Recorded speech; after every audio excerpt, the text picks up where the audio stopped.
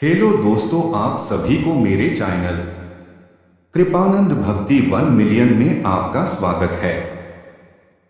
दोस्तों, इस चैनल के माध्यम से इतिहास घटित कहानी को बताते हैं, अतः आप सभी इस चैनल को सब्सक्राइब जरूर कर ले।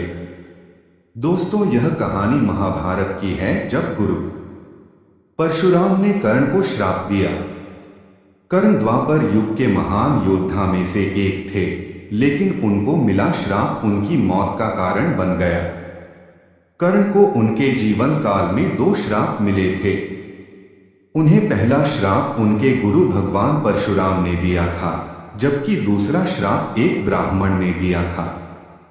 कर्ण को बचपन से ही धनुर्धर बनने की चाहता थी, लेकिन सूत पुत्र होने के कारण कोई उन्हें शिक्षा नहीं देता था। जब वह धनुर्विद्या सीखने के लिए गुरु द्रोणाचार्य के पास जाते हैं, तो वह भी कर्ण के सूत पुत्र होने के कारण उसे धनुर्विद्या देने से मना कर देते हैं। इससे कर्ण निराश होकर भगवान परशुराम के पास पहुंच जाते हैं, लेकिन भगवान परशुराम भी सिर्फ ब्राह्मणों को ही विद्या देते थे। अब कर्ण किसी भी तरह से धनुर्विद्या सीखना चाहता था, तो वह भगवान परशुराम से झूठ बोलता है कि वह ब्राह्मण है। भगवान परशुराम भी कर्ण को ब्राह्मण समझकर उसे शिक्षा देने लगते हैं। जब कर्ण की शिक्षा खत्म होने वाली होती है, तब एक दिन उनके गुरु भगवान परशुराम दोपहर के समय कर्ण की जंघा पर सिर रखकर आराम कर रहे होते हैं। थोड़े समय बाद वहां एक बिच्छू आता है, जो कर्ण के जंघा पर काट लेता है। अब कर्ण सोचता है कि अगर वह हिला या बिच्छू को हटाने की कोशिश की, तो गुरु परशुराम की नींद टूट जाएगी।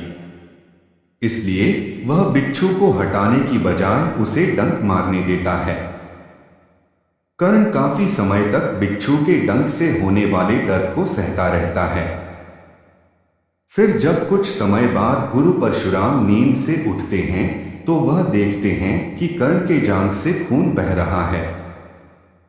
यह देखकर भगवान परशुराम गुस्से में कहते हैं, इतनी सहनशीलता सिर्फ किसी क्षत्रिय में ही हो सकती है।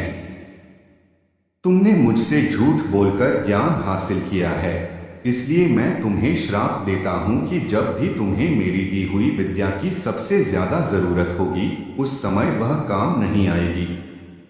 इससे निराश होकर कर्ण अपने गुरु से कहता है कि वह स्वयं नहीं जानता कि वह किस वंश और कुल का है। ऐसे में वह सारी बातें अपने गुरु परशुराम को बताते हैं। यह जानने के बाद भगवान परशुराम को श्राप देने पर पछतावा होता है, लेकिन दिया हुआ श्राप वापस नहीं लिया जा सकता था। इसलिए वह अपना विजय धनुष कर्ण को वरदान के रूप में देते हैं। इसके बाद कर्ण भगवान परशुराम के आश्रम से विदा लेते हैं।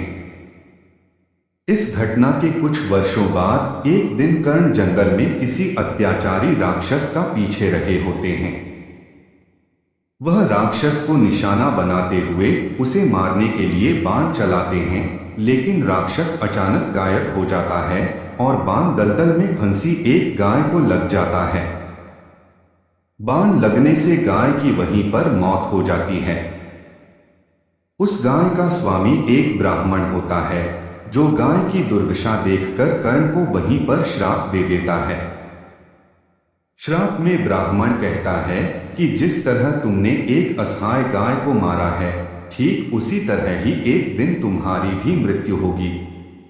आगे चलकर इन दोनों श्राप का प्रभाव महाभारत के युद्ध में नजर आया। युद्ध के दौरान कर्ण के रथ का पहिया दलदल में फंस जाता है। जब कर्ण उसे निकालने के लिए रथ से उतरता है, तभी अर्जुन बाण चला देता है, जिससे कर्ण की मृत्यु हो जाती है।